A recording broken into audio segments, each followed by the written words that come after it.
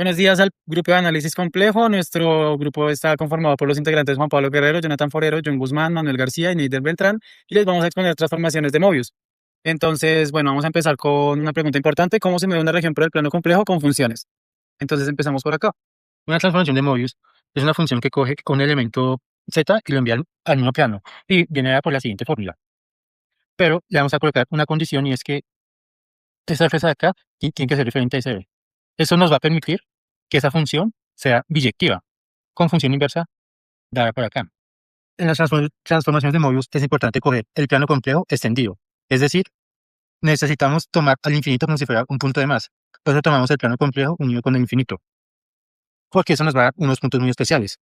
Cuando hagamos una transformación y la evaluemos con un z que tiende al infinito, esa nos va a dar a sobre z. Entonces obtiene, ya que podemos hacer la división de a sobre z más b sobre z, todo esto sobre cz, z más d sobre z. Y aquí tomando límites, como si estuviéramos en los números reales, nos vamos a quedar solamente con a sobre c. Y cuando evaluemos w en menos d sobre c, el denominador va a tender va a tender a cero. En este caso decimos que la función w tiende a infinito.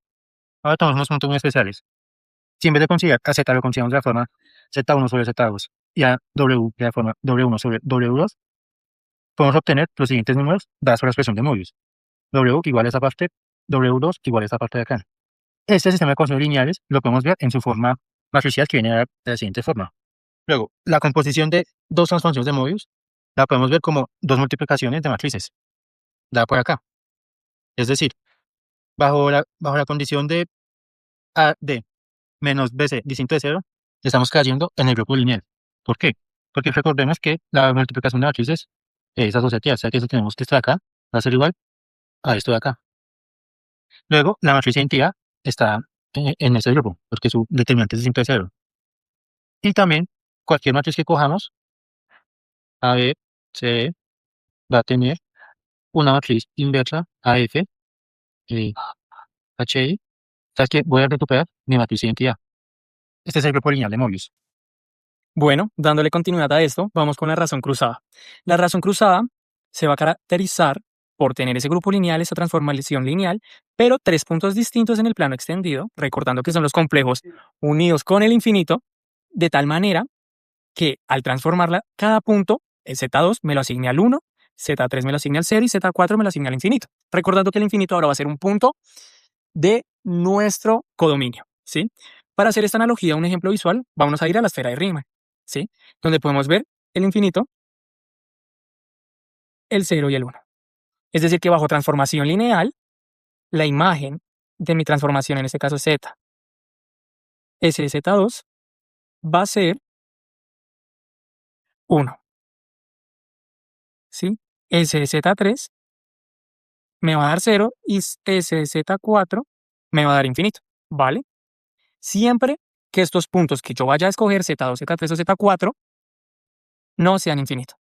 Entonces la definición de razón cruzada va a ser la imagen de Z1 bajo la transformación lineal, la cual lleva a Z2, Z3, Z4, lo que expliqué anteriormente. Sin embargo, esto no es una camisa de fuerza. Z2 pudo haberlo mandado a 0, Z3 lo pudo haber mandado a 1 y Z4 a infinito, ¿vale? Una observación importante es que esto está bien definido. Es decir, que la razón de cambio bajo esta transformación lineal, va a ser única. Ahora lo que nosotros vamos a querer observar es que la razón de cambio es invariante bajo transformación lineal. Es decir, que si yo a Z1 lo mando a este lado de la esfera de Riemann, bajo otra transformación lineal, va a seguir estando en la esfera de Riemann. ¿Sí? Que es el teorema que tenemos acá. Sean esta cuádrupla de puntos distintos en el plano extendido y que cualquier transformación lineal. Entonces, que bajo cualquier transformación lineal, yo voy a tener mi razón de cambio, ¿no? La idea de la demostración es tomar una transformación lineal cualesquiera. Nos damos cuenta, por definición de razón de cambio, que esa transformación lineal que nos sirve va a ser S de t a la menos 1, que lleva este punto a menos 1, ¿cierto? Entonces, tengo esta transformación lineal que me llevará a este punto a 1, ¿vale?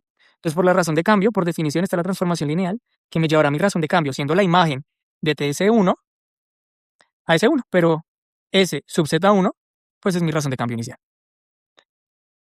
En la teoría de las transformaciones lineales no podremos distinguir entre círculos y líneas rectas, es decir, que esta línea recta en la esfera de Riemann también va a ser un círculo, ¿sí?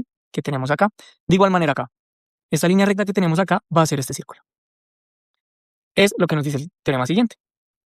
La razón cruzada es real si y solo si los 4 puntos pertenecen al círculo o a la línea recta. ¿Sí? Entonces, será real si y solo si pertenecen al círculo o a la línea recta. Entonces, como tenemos acá, entonces, esto es mi eje real. Entonces, si pertenecen acá, van a pertenecer al círculo o a la línea recta. Entonces, un esbozo de la demostración será que queremos demostrar que la imagen del eje real respecto a cualquier transformación lineal es o una circunferencia o una recta. Tomemos nuestra transformación lineal, que es real, es decir, que la imagen de Z1 es real cuando está sobre la imagen del eje real bajo esta transformación y en ninguna otra parte, ¿no?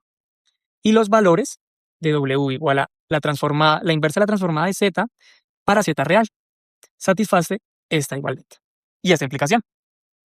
Entonces, si este es real, entonces tomando T, ¿sí? T de W igual a Z, como esto es real, pues se cumple la definición del conjugado. Entonces aquí, realizando como esta es una transformación lineal del grupo lineal, entonces el conjugado, ¿sí? Se va de parte, ¿no? Respeta la sumatoria, respeta la división, multiplicando en cruz, tenemos esta desigualdad. Ahora, tomando la consideración si esto es igual a 0, entonces tenemos esta expresión, que es la expresión de una línea recta, con sus respectivos conjugados. Y si tomamos esta expresión ahora, diferente de 0, dividiendo esta expresión por cada uno de los términos y agrupando de manera conveniente, así completando diferencias, tenemos esta expresión, que es la de un círculo, ¿sí? Y entonces ahora podemos ver intuitivamente que esta transformación lineal lleva de círculos en círculos, ¿no? O sea, que ya tuvimos este círculo, nos lo lleva a este círculo. Tenemos este círculo, nos lo lleva a este círculo. Y así de manera con sus otras diagonales. Bueno, ahora vamos a ver este ejercicio que nos dice, pruebe que la transformación más general que deja el origen fijo y preserva todas las distancias es o bien una rotación o bien una rotación seguida de una reflexión en el eje real. Recordemos que una rotación va a ser una transformación f de z igual a Euler a la i por teta por z, y una rotación seguida de una reflexión va a ser lo mismo, pero en vez de z teniendo z conjugado. El hecho de que deje el origen fijo quiere decir que f de 0 es igual a 0, eso va a ser mi hipótesis 1, y que preserve distancias es que f z menos f w en módulo es igual al módulo de z menos w para todo z y w complejo. Entonces, pues, note que f preserva el módulo porque, pues, si utilizamos la hipótesis 2 para w igual a 0, se cumple que módulo de f de z es igual a módulo de z. Y también preserva el producto interno real usando la hipótesis 2 y elevando los dos al cuadrado. De ahí yo obtengo esta igualdad con esta igualdad, y como me preserva el módulo, este se cancela con este y este se cancela con este. El menos 2 lo puedo cancelar también con el menos 2 y acá me queda la parte real de f de z por f conjugado de w es igual a la parte real de z por w conjugado para todos z y w en los complejos. Ahora, si yo tengo que un punto, la función f en el punto 1 es igual a c, esto me está implicando que f de 1 es igual en módulo al módulo de c. Y pues esto claramente es 1 porque esto es el módulo de 1 y el módulo de 1 conocemos que es 1. Entonces, podemos afirmar que c es un Euler a la i por teta para algún teta en los reales. Luego, si definimos una función g, que va a estar como en términos de f igual a Euler a la menos i por teta por f, entonces, pues g por hipótesis 1 va a preservar el módulo g de 0 es 0, y g de 1, por lo que hemos visto anteriormente que la condición en f, pues va a ser Euler a la menos i por teta por Euler a la i teta, que eso va a ser exactamente 1. Además, g de z también cumple la hipótesis 2, es decir, preserva distancias, y por lo tanto, también me satisface la ecuación 1, que es esta de acá, que es la parte real de g de z por g1 conjugado va a ser igual a la parte real de z por 1 conjugado, y pues eso va a ser 1. Entonces, la parte real de g de z es igual a la parte real de z para todo z en los complejos. En particular, si tengo si busco g en i, eso es igual a la parte real en i, pues eso va a ser 0. Entonces, g en i va a ser un imaginario puro. Y como el módulo de g es igual a 1, este g de i tiene que ser o bien i o menos i, no tiene más opciones.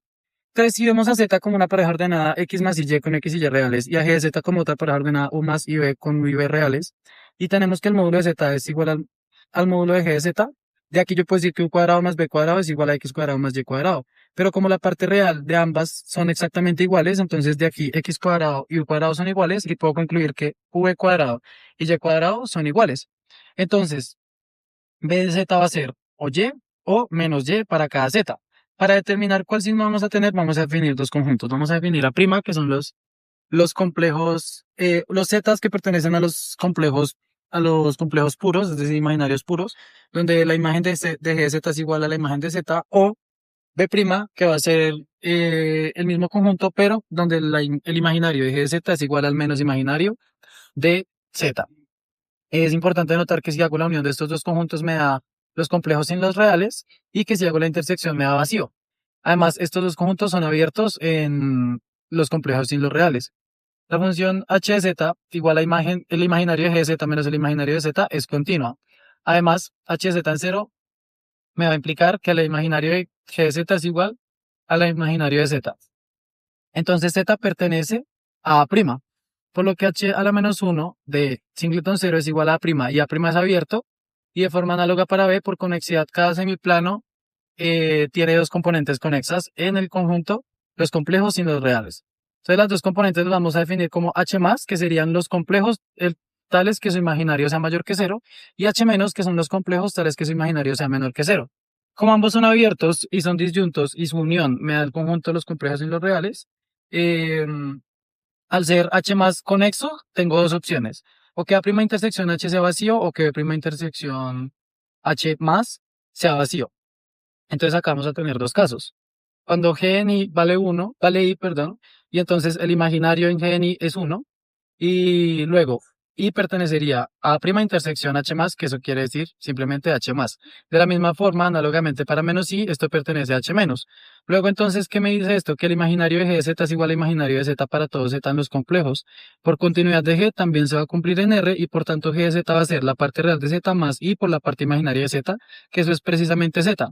Como g de z es Euler a la menos i por teta por f de z, entonces al despejar f de z, tengo que f de z es Euler a la i por teta por g de z, pero g de z era exactamente z. Entonces acá ya tengo que esto es Euler a la i por teta por z, que es una rotación. Ahora, para el caso de g sub i igual a menos i, entonces i pertenece a B' intersección h+, por conexidad, A' intersección h+ es vacío, o B' intersección h+ es igual a h+. Entonces el imaginario de g de z es igual a menos el imaginario de z para todo z en los complejos sin los reales, lo que implica que f de z es Euler a la i por teta por g de z, es decir, Euler a la i por teta por z conjugado, que esto va a ser una rotación seguida de una reflexión. Entonces, toda simetría, f, transformación que vaya de los complejos en los complejos, que preserve deje el origen fijo, y además preserve las identidades, es de la forma de Euler a la i por teta por z, que sería rotación, o Euler a la i por teta por z conjugado, que sería una rotación seguida de una reflexión en el eje real. Continuamos con otro ejemplo, una identidad que conocemos de los reales, pero que trabajaremos en este momento en los complejos, y es la identidad de Ptolomeo. Entonces, pues más o menos nos dices que si tenemos cuatro vértices cualesquiera, Z1, Z2, Z3, Z4, sobre un cuadrilátero que está entre una circunferencia, entonces se cumple la siguiente desigualdad, que el producto del vector Z1 menos Z3 por Z2 menos Z4 va a ser igual al producto entre Z1 menos Z2 por Z3 menos Z4. Recordemos que esto representan vectores, y le sumamos el vector Z2 menos Z3 por Z1 menos Z4. Entonces, ahora pues nuestro punto de partida va a consistir en algo puramente algebraico, y es que para cualesquiera cuatro elementos Z1, Z2, Z3 y Z4 en los complejos, podemos obtener la siguiente identidad. Esta pues se puede lograr llegar a ella a partir de desglosar y expresar este problema que tenemos acá, pues expresando el producto, eliminando términos semejantes, donde pues apenas hagamos el producto obtendremos Z1, Z3 y Z2, Z4, tanto positivo como negativo, podremos eliminarlo, y ahí pues obtendríamos la desigualdad que tenemos aquí a la izquierda. Entonces, pues siguiendo, tomamos el módulo en ambos lados y utilizamos desigualdad triangular, y obtenemos pues la siguiente desigualdad que vemos en esta parte de acá, que va a ser muy importante y de la cual vamos a trabajar a partir de allí. Aquí, bueno, sabemos que la desigualdad triangular va a ser igual. No, o sea, vamos a quitar la desigualdad solamente y vamos a tener la igualdad. Esto va a cumplirse si y solo si la razón A sobre B es un número real positivo. Esto también nos quiere decir que los vectores A y B tienen que ir hacia el mismo sentido o deberían tener el mismo signo. Entonces, pues, esto nos quiere decir que si aseguramos que el cociente de A y B es estrictamente positivo, entonces se cumple la igualdad en la desigualdad triangular. Ahora entonces definimos nuestras partes A y B a partir de los términos que teníamos, y pues esto representará de cierta manera la magnitud del vector que vamos a trabajar. Entonces observemos bien acá que el cociente A sobre B, se asemeja muchísimo a la razón cuadrada de la que hablamos previamente, de la que habló mi compañero. Y pues esto nos va a dar una idea bueno, reorganizando aquí términos, podemos sacar este menos que tenemos acá, porque podemos representar este término que está acá en el cociente, en el denominador, sacar el menos y así obtener algo más parecido a lo que viene siendo la razón cuadrada. Entonces, ahora, geométricamente, pues, como estamos viendo acá que el cociente entre el vector z1 menos z2 y z3 menos z2 tienen en común el z2, el argumento de ese cociente, pues nos va a representar el ángulo que va a haber en ese punto del vértice, que vendría siendo el punto z2, o un punto cualquiera en nuestro plano complejo. Lo mismo pasa con el argumento de este valor que vemos acá, que es el cociente entre el vector z3 menos z4 y z1 menos z4. Entonces ahí obtenemos los dos ángulos y pues de inicio teníamos que esos puntos debían estar en un cuadrilátero, en una circunferencia, es decir, un cuadrilátero cíclico. Y pues también obtenemos que la suma de los ángulos opuestos es pi por el teorema del ángulo inscrito de la geometría euclidiana. Y pues pasa que los ángulos opuestos son suplementarios, es decir, su suma es exactamente pi. Esto nos da una idea de cómo es nuestro número complejo. Entonces, como la suma de los argumentos es pi, el producto de las fracciones es un número real estrictamente negativo. Esto porque al ser pi el argumento solo nos da la opción de que sea un número real estrictamente negativo. Entonces, como es un número real estrictamente negativo, tenemos la forma a sobre b igual a menos un número real negativo. Eso quiere decir que a sobre b es positivo y que era lo que inicialmente queríamos mostrar. Al ser positiva, con a y b, los que habíamos definido anteriormente, que están acá, eso nos quiere decir que entonces A y B pertenecen a los reales positivos, entonces la igualdad triangular va a colapsar en la igualdad estrictamente. Eso quiere decir que ahora distribuyendo los módulos de la siguiente manera y por las propiedades que tenemos en números complejos, obtenemos la igualdad de CA, que era lo que se quería demostrar inicialmente.